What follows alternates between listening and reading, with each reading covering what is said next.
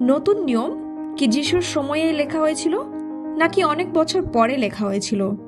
নতুন নিয়মের বইগুলো কি সত্যি প্রথম শতাব্দীতে লেখা হয়েছিল যখন যিশু খ্রিস্ট পৃথিবীতে ছিলেন, নাকি এগুলো অনেক শতাব্দী পরে লেখা হয়েছে? বাইবেল বিশ্বাসীরা বলেন যে নতুন নিয়মের বইগুলো প্রথম শতাব্দীতেই লেখা হয়েছিল। অন্যদিকে যারা বাইবেলে বিশ্বাস করেন না তারা বলেন যে এই বইগুলো অনেক পরে লেখা হয়েছে, এগুলোতে ঐতিহাসিক সত্যের অভাব আছে আর এগুলো শুধু কিছু বানানো গল্পের সংগ্রহ। তাহলে এই দুই দাবির মধ্যে কোনটি সত্য? আর কেন এই বিষয়টা জানা আমাদের জন্য গুরুত্বপূর্ণ? কারণ কোনো ঘটনা যদি ঘটার অনেক শতাব্দী পরে ইতিহাস হিসেবে লেখা হয়, তাহলে সেখানে ভুল তথ্য, বানানো গল্প বা কল্পকাহিনী থাকার সম্ভাবনা অনেক বেশি থাকে। কিন্তু ইতিহাসবিদরা বলেন যদি কোনো ঘটনা সেই সময়েই বা ঘটনার খুব কাছাকাছি সময়ে লিখে রাখা হয়, তাহলে সেখানে সত্য থাকার সম্ভাবনা অনেক বেশি থাকে। তাই যদি নতুন নিয়মের বইগুলো সত্যি প্রথম শতাব্দীতে লেখা হয়ে থাকে, যখন যিশুর জীবন ও কাজের ঘটনা মানুষের স্মৃতিতে এখনো তাজা ছিল, তাহলে সেগুলো সত্য ও ঐতিহাসিক তথ্য থাকার সম্ভাবনা অনেক বেশি। কিন্তু যদি সেগুলো কয়েকশো বছর পর লেখা হয়ে থাকে, তাহলে সেগুলোতে বানানো গল্প থাকার সম্ভাবনাও অনেক বেশি হবে। তাই এই প্রশ্নের উত্তর জানা খুবই গুরুত্বপূর্ণ। এই ভিডিওটিতে আমরা এমন কিছু প্রমাণ দেখব যেগুলোর ভিত্তিতে অনেক গবেষক ও ইতিহাসবিদ মনে করেন যে নতুন নিয়মের বইগুলো সত্যি প্রথম শতাব্দীতেই লেখা হয়েছিল। প্রথমে আমরা একজন গুরুত্বপূর্ণ ঐতিহাসিকের কথা বলি। প্রথম শতাব্দীতে বসবাসকারী ইহুদি ঐতিহাসিক ফ্লেভিয়াস জোসেফাস তার লেখায় জেরুসালেম শহর ধ্বংস হওয়ার কথা লিখে গেছেন। তিনি লিখেছেন যে 70 খ্রিস্টাব্দে রোমানরা জেরুসালেম শহর ও মন্দির ধ্বংস করে দেয়। তিনি এই ঘটনাগুলো নিয়ে তার বই 90-এর দশকের দিকে লিখেছিলেন। আজ সারা বিশ্বের ঐতিহাসিকরা তার লেখাকে একটি গুরুত্বপূর্ণ ঐতিহাসিক উৎস হিসেবে গ্রহণ করেন। তার লেখার ভিত্তিতে আমরা জানি যে জেরুসালেম 70 খ্রিস্টাব্দে রোমানদের দ্বারা ধ্বংস হয়েছিল। এখন এই বিষয়টি মাথায় রেখে আমরা বাইবেলের দিকে তাকাই।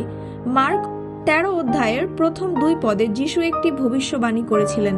যখন যিশু জেরুসালেম মন্দির থেকে বের হচ্ছিলেন, তখন তার একজন শিষ্য সেই বিশাল পাথর এবং সুন্দর ভবনগুলোর দিকে ইঙ্গিত করে বললেন, গুরু, দেখুন কত সুন্দর এই ভবনগুলো। তখন যিশু উত্তর দিলেন, তুমি কি এই বড় বড় ভবনগুলো দেখছো?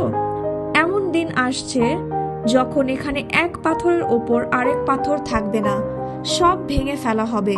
অর্থাৎ যিশু ভবিষ্যবাণী করেছিলেন যে জেরুসালেমের মন্দির ধ্বংস হয়ে যাবে। বাইবেল অনুযায়ী এই বিচার এসেছিল কারণ তারা ঈশ্বরকে প্রত্যাখ্যান করেছিল এবং যিশুকে গ্রহণ করেননি। আমরা ইতিমধ্যেই দেখেছি যে জোসেফাস লিখেছেন 70 খ্রিস্টাব্দে জেরুসালেম সত্যি ধ্বংস হয়েছিল। প্রত্নতাত্ত্বিক প্রমাণও এই বিষয়টিকে সমর্থন করে। এখন একটি গুরুত্বপূর্ণ প্রশ্ন আসে, যদি নতুন নিয়মের বইগুলো 70 খ্রিস্টাব্দের পরে লেখা হতো, তাহলে লেখকরা নিশ্চয়ই লিখতেন যে যিশুর এই ভবিষ্যবাণী ঠিক যেমন বলা হয়েছিল তেমন ভাবেই পূর্ণ হয়েছে। কিন্তু আশ্চর্যের বিষয় হলো, নতুন নিয়মের কোনো বইতেই জেরুসালেমের মন্দির ধ্বংস হয়ে যাওয়ার ঘটনার স্পষ্ট উল্লেখ নেই। এই কারণেই অনেক গবেষক মনে করেন যে নতুন নিয়মের বইগুলো অবশ্যই 70 খ্রিস্টাব্দের আগেই লেখা হয়েছিল। যেহেতু যিশু প্রায় 31 খ্রিস্টাব্দে ক্রুশে মারা যান এবং জেরুসালেম ধ্বংস হয় 70 খ্রিস্টাব্দে, তাই এই বইগুলো সেই সময়ের মধ্যেই লেখা হয়ে থাকতে হবে। এখন আমরা আরেকটি প্রমাণ দেখি। জোসেফাস তার লেখায় যিশুর ভাই জাকবের মৃত্যুর কথাও লিখেছেন। তিনি লিখেছেন যে মহাযাজক হননীয় 62 খ্রিস্টাব্দে যিশুর ভাই জাকবকে পাথর মেরে হত্যা করার আদেশ দেন। এটি একটি গুরুত্বপূর্ণ ঐতিহাসিক তথ্য। এখন আমরা প্রেরিতদের কার্যবিবরণী বইয়ের দিকে তাকাই। এই বইয়ে আমরা প্রথম দিকের মণ্ডলীর ইতিহাস পড়তে পারি। এখানে অনেক গুরুত্বপূর্ণ ঘটনার কথা লেখা আছে। উদাহরণ হিসেবে 7 অধ্যায়ে স্তিফানের মৃত্যুর কথা লেখা আছে, আবার 12 অধ্যায়ে যোহনের ভাই জাকবের মৃত্যুর কথাও লেখা আছে। অর্থাৎ গুরুত্বপূর্ণ নেতাদের মৃত্যুর ঘটনাগুলো লেখক রেকর্ড করেছেন। কিন্তু আশ্চর্যের বিষয় হলো, যিশুর ভাই জাকবের মৃত্যুর কোনো উল্লেখ এখানে নেই। শুধু তাই নয়, প্রেরিত পৌলের মৃত্যুর কথাও এখানে লেখা নেই। যদিও এই দুই ব্যক্তি প্রাথমিক মণ্ডলীর সবচেয়ে গুরুত্বপূর্ণ নেতাদের মধ্যে ছিলেন, তাহলে প্রশ্ন হলো কেন তাদের মৃত্যুর কথা লেখা হলো না? এর একটি যুক্তি ব্যাখ্যা হলো, লুক তখনও তাদের মৃত্যুর ঘটনা ঘটতে দেখেননি, অর্থাৎ তিনি তাদের মৃত্যুর আগেই প্রেরিতদের কার্যবিবরণী বইটি শেষ করেছিলেন। যদি তিনি তাদের মৃত্যুর পরে বইটি লিখতেন, তাহলে এত গুরুত্বপূর্ণ ঘটনা বাদ যাওয়ার সম্ভাবনা খুবই কম। সুতরাং যেহেতু জোসেফাস বলেছেন যে জাকব ৬২ খ্রিস্টাব্দে মারা গিয়েছিলেন এবং কার্যবিবরণীতে এই ঘটনার উল্লেখ নেই, তাই অনেক গবেষক মনে করেন যে বইটি ৬২ খ্রিস্টাব্দের আগেই লেখা হয়েছিল। অনেক পণ্ডিতদের মতে প্রেরিতদের কার্যবিবরণী সম্ভবত ৫৭ থেকে ৬০ খ্রিস্টাব্দের মধ্যে লেখা হয়েছিল। এখন আমরা আরেক ধাপ পিছিয়ে যাই। প্রেরিতদের কার্যবিবরণী লেখার আগে লুক আরেকটি বই লিখেছিলেন। আমরা কার্যবিবরণীর প্রথম অধ্যায়ের প্রথম ২ পদে দেখি, লুক থিওফিলাসকে উদ্দেশ্য করে লিখছেন, আমি আমার প্রথম বইয়ে যিশু যা করতেন ও শেখাতে শুরু করেছিলেন সেই সব বিষয়ে লিখেছিলাম, তার স্বর্গারোহণ পর্যন্ত। এখানে লুক স্পষ্টভাবে বলেছেন যে তিনি এর আগেও একটি বই লিখেছিলেন। সেই বইটি হলো লুক লিখিত সুসমাচার, অর্থাৎ লুকের সুসমাচার অবশ্যই কার্যবিবরণীর আগেই লেখা হয়েছিল। এখন পর্যন্ত আমরা কি পেলাম? প্রথমত, নতুন নিয়মের বইগুলি ৭০ খ্রিস্টাব্দের আগেই লেখা হয়েছিল বলে শক্তিশালী ইঙ্গিত পাওয়া যায়। দ্বিতীয়ত, কার্যবিবরণী সম্ভবত ৫৭ থেকে ৭০ খ্রিস্টাব্দের মধ্যে লেখা হয়েছিল। তৃতীয়ত, লুকের সুসমাচার কার্যবিবরণীরও আগে লেখা হয়েছিল। এখন আমরা পৌলের পত্রগুলোর দিকে তাকাই।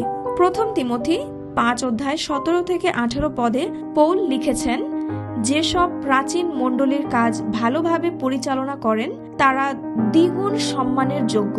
এরপর তিনি দুটি উদ্ধৃতি দেন। প্রথমটি হলো, শস্য মাড়াই করার সময় বলদের মুখ বেঁধে রেখো না। এটি দ্বিতীয় বিবরণ ২৫ অধ্যায় ৪ থেকে নেওয়া হয়েছে। দ্বিতীয় উদ্ধৃতি হলো, কর্মী তার মজুরির যোগ্য। এই কথাটি লুক ১০ অধ্যায় ৭-এ পাওয়া যায়। খেয়াল করুন, পৌল এই দুই উদ্ধৃতিকেই শাস্ত্র বলে উল্লেখ করেন। অর্থাৎ যখন পৌল এই পত্র লিখেছিলেন তখন লুকের সুসমাচার ইতিমধ্যেই লেখা হয়ে গিয়েছিল এবং মণ্ডলীগুলো সেটিকে শাস্ত্র হিসেবে গ্রহণ করেছিল। এটি দেখায় যে লুকের সুসমাচার পৌলের ওই পত্রের আগেই বিদ্যমান ছিল। এখন প্রশ্ন হলো, পৌল তার পত্রগুলো কখন লিখেছিলেন? এটি বোঝার জন্য আমরা গালাতীয়দের পত্রের দিকে তাকাই। গালাতীয় ১ অধ্যায় ১৫ থেকে ১৯ পদে পৌল তার পরিবর্তনের অভিজ্ঞতার কথা বলেন। তিনি বলেন, ঈশ্বর তাকে ডেকেছিলেন এবং পরজাতীয়দের কাছে সুসমাচার প্রচারের জন্য তাকে নির্বাচন করেছিলেন।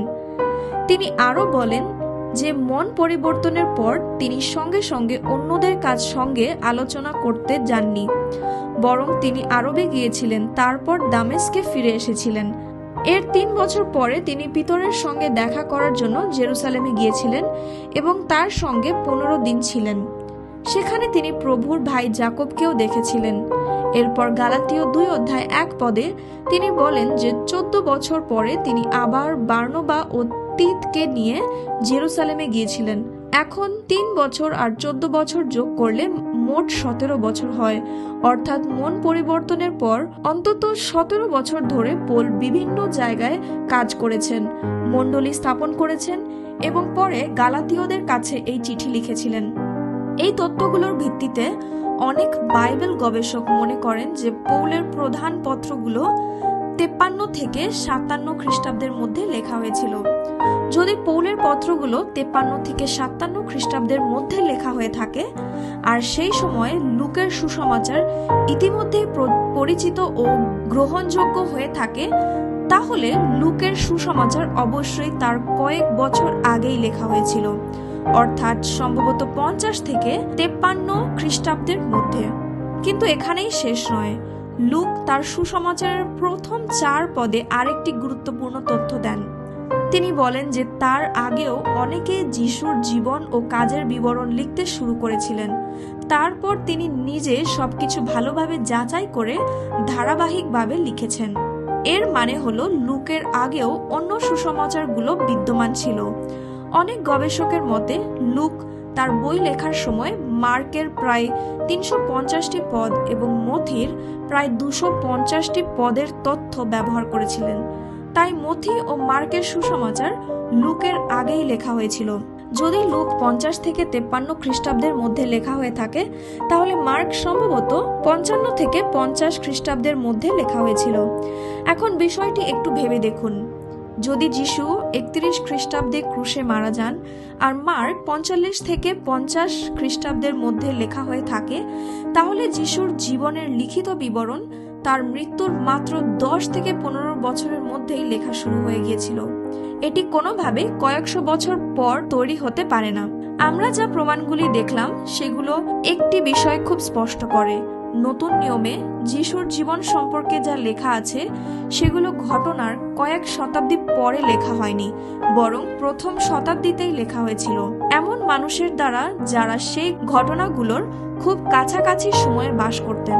অনেক ক্ষেত্রে তারা নিজেরাই সেই ঘটনাগুলোর প্রত্যেক সাক্ষী ছিলেন অথবা প্রত্যেক সাক্ষীদের কাছ থেকে তথ্য সংগ্রহ করেছিলেন। তাই সুসমাচারগুলোকে শুধু পৌরাণিক গল্প, কল্পকাহিনী বা বানানো গল্প বলে উড়িয়ে দেওয়া সহজ নয়।